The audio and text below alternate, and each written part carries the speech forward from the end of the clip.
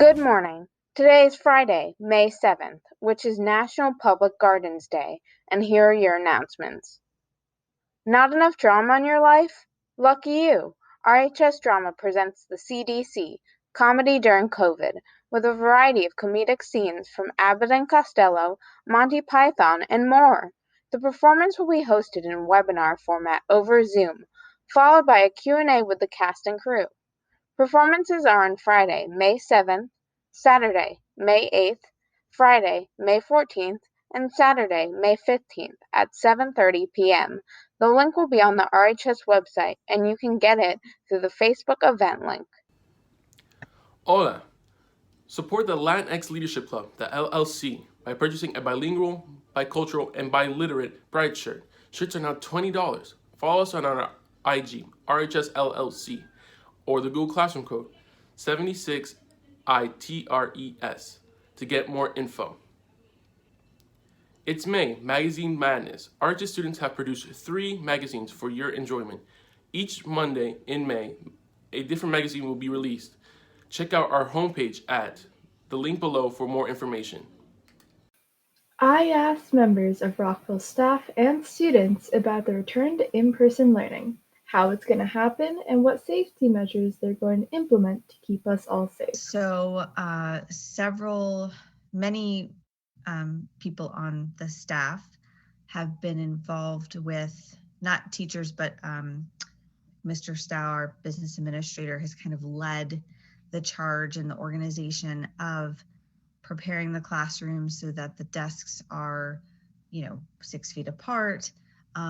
Every classroom will have a document camera or a webcam hooked up to the desktop, so that way people could, if they want to use their desktop to Zoom and teach, they can.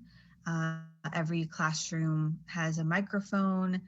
We've tested out like what that looks like and feels like to use the desktop to run Zoom and then also be teaching in person. So that way teachers can use the Promethean boards as well, almost like a second screen. What else? There are, arrows and signs all over the building to direct students and staff where to go. The hallways are 6 feet apart, but it's like people stay to the right if they're going one direction and then the other direction.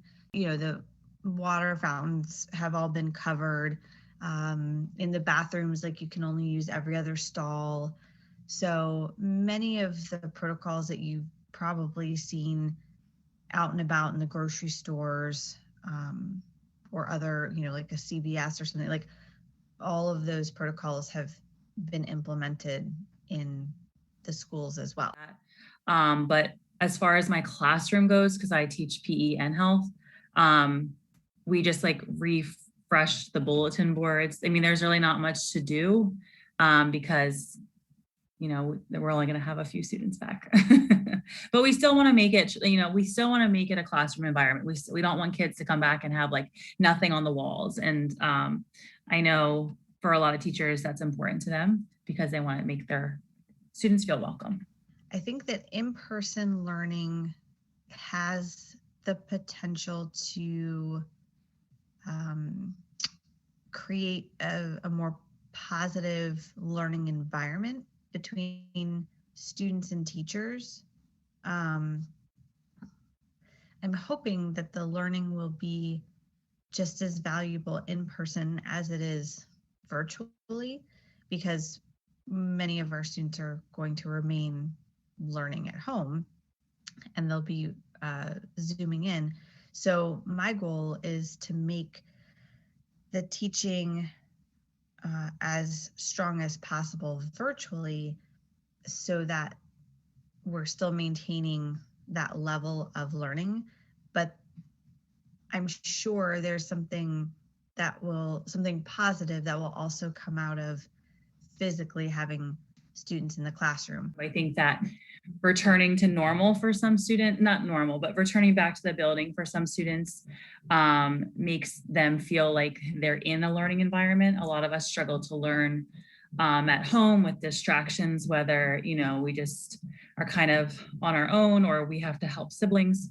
And so I think that returning back to school, being in school will make it feel like school. I think it'll be much better than online, less stressful, and maybe it'll motivate me more to do my work because I've had trouble in the past with doing work online.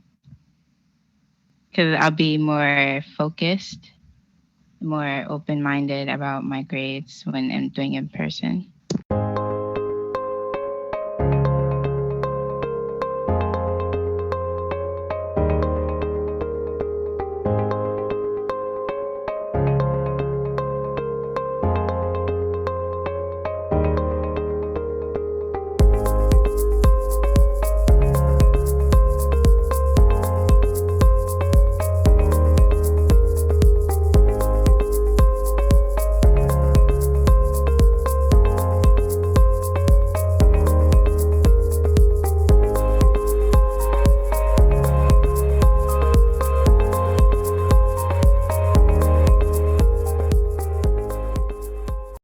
That's all for today. Thank you for watching. Have a great weekend, and watch out for the cicadas.